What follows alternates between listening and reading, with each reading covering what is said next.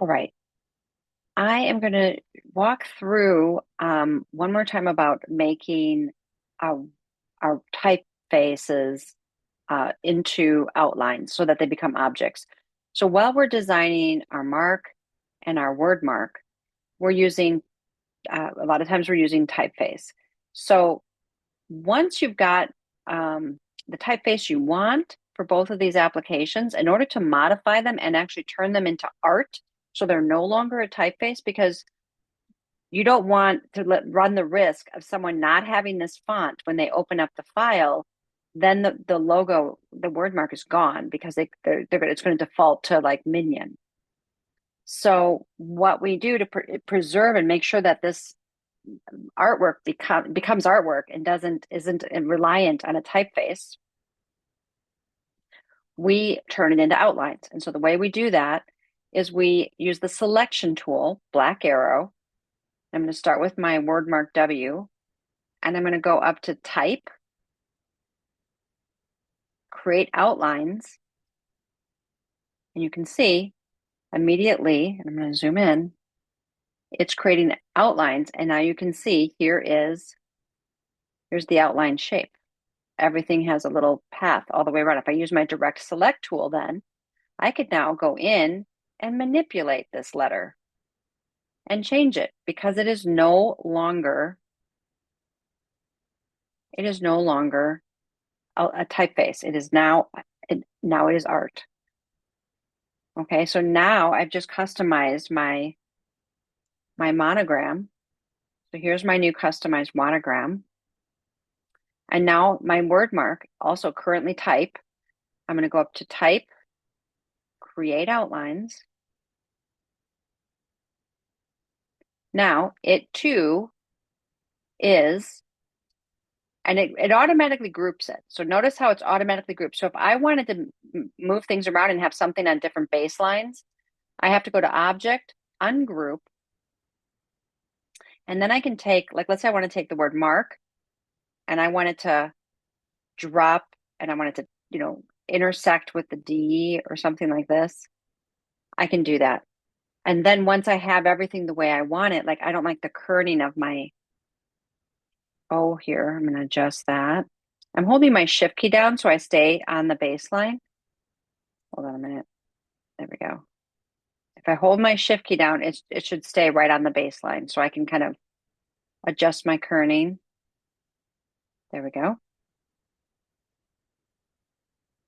Holding my shift key down. You shouldn't be moving. There we go. All right. Now I'm going to take and select the whole thing and go to Object Group or Command G. And so now this is going to move the way I want, the way it's going. So now when I'm creating and I'm going to change the scale of this, we're going to talk about, undo. So now I have my two pieces. So just to repeat what we did last class, so Command R turns your rulers on. And so what we talked about last class, we're going to just do it one more time. You're going to take your mark and you're going to make guides on either side of your mark. And then you're going to make a copy of your mark. So you have two wide. There we go. Now I'm going to take my word mark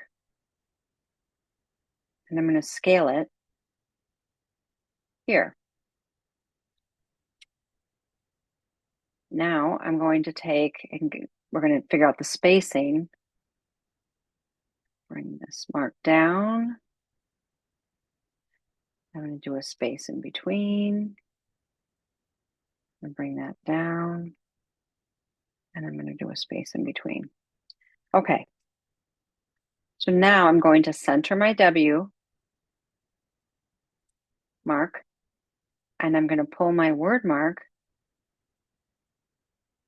so that it's at least half the height of my mark away from my mark. So there is what I'm looking at for my spacing. So you see it's twice the width of the mark, and I've given it half the height of the mark, space between them. And you can also think about, well, maybe that is too tight, or I'm feeling that might be. We can then slowly look at it and compare. And I'm going to take, that's the measure. I'm using a box to measure, and I'm going to go half. Although I don't have to do that anymore. You know what? There's a new feature. Hold on a minute. Let me show you. There's a new feature that it just came out, and I forget about it because I've not, whenever there's a new feature, I kind of still go to my old ways. But there's a new feature where you can measure where things are. And I think I got to remember where it is, where it'll now let you measure automatically spaces between things. I think maybe it's here. Oh, I can't remember what they call it.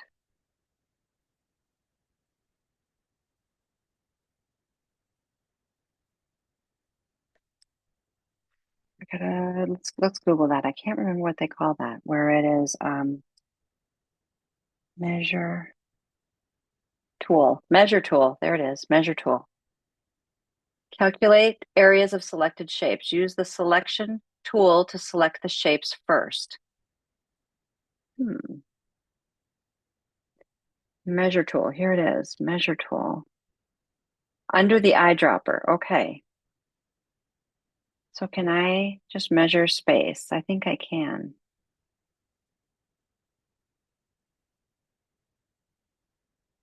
So if I measure the height of my W,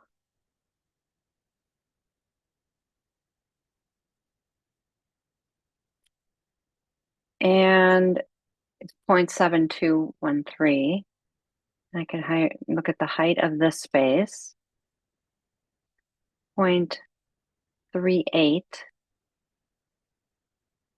0.18.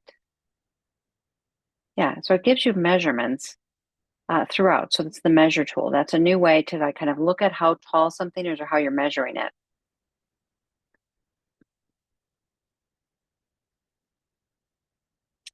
Okay. So it helps when you have like creating, for example, die lines for packaging. That's a great new feature. But for what I want to do, it's still not helping me just easily divide the space. So I'm dividing that space again. So now it's a quarter of the space just to see the difference if I like it. And then I'm doing that because of this dip we have in the logo. I dipped it down. So for that reason, I feel like I need to bring it up a little bit. But the width and the balance feels really good to me. So those are things I want you to think about when you're designing. So now the next thing we have to do is our horizontal. I'm going to make a copy. And now I'm going to look at pulling this over here and looking at my height of my mark.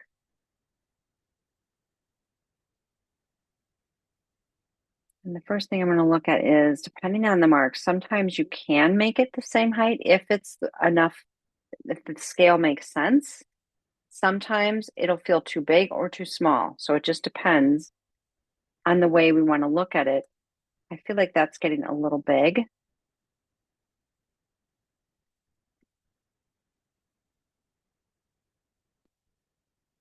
I'm going to look at this as a half size. Make another copy. Let's try a different way. And so now I'm going to say, what if I made this half the size? Nope, too small. Needs to stay big. I think it needs to still, because it's a letter form specifically, it needs to stay bigger than my word mark.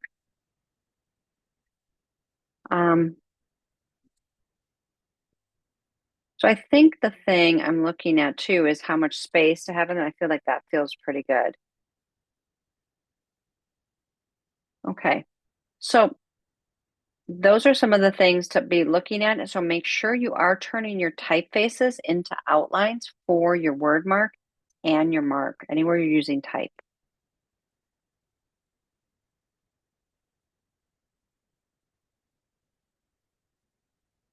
All right, that is it.